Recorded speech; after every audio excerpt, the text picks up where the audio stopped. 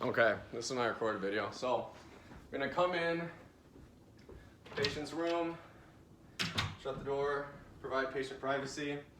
I will check to make sure that we have the correct orders for the patient, and it looks like they have a nasopharyngeal suctioning today. I'm going to double check 2 patient identifiers. John Smith of 6'12", 29. He's an old guy. Next thing I'm going to do is ask if there's any pain, if he's comfortable, and then I would wash my hands, put him in the semi-Fowler's position, and explain the procedure to him if he's never had this done before. After that, I would clean my surface, make sure it's disinfected, and then I would have my catheter kit right here ready to go. Once I had the catheter kit, I would open up the catheter kit and first take out this thing, set it down, get my sterile solution, check the date. It has to be 24 hours, used within 24 hours, so if there's not a date and time, or if it's past the 24 hours, discard and get a new one, but this one looks good. And the expiration date's perfect. Pour the water in.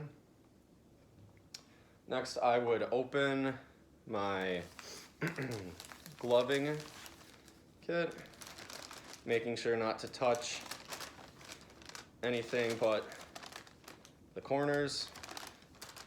And because it folded up on itself, I would have to get a new one. And then I would sterilely put on the gloves. They're kind of messed up from last time, so sorry about that. Sterilely put on the gloves.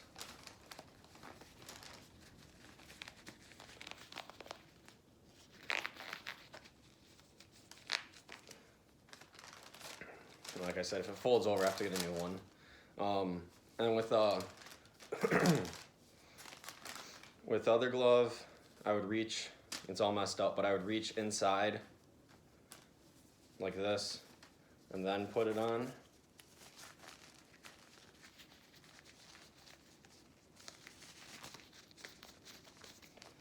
Okay, then I would discard of this to the side. After that, I would take out my catheter kit.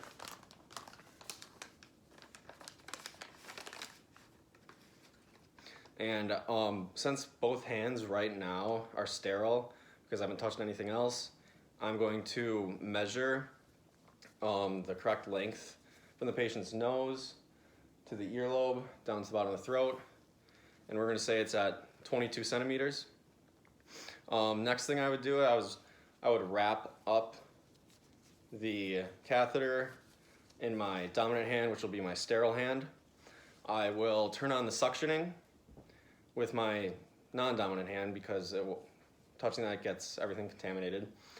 I will turn that on, connect the tubing to the catheter. Once connected, provide them a blast of oxygen because we'll be taking the oxygen away from them.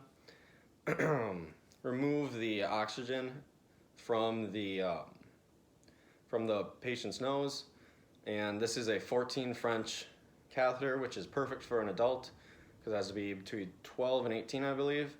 And then I would turn up the suctioning to 100 to 150 mmHg, which is correct for an adult patient. Next, once it's connected, I'd be holding it with my non-dominant hand, and I would place my thumb over the stopcock, test for suction. Looks like there's some good suction going on. And then I would have the patient hyperextend their neck like this, so it can go in easier. And then with my thumb off the stopcock, I would put it in their nose down to the correct point, which would be 22 centimeters. And then on my way out, actually, no, that's a little hard. On the way out, I will be twisting while intermittently taking my thumb on and off the stopcock for suctioning.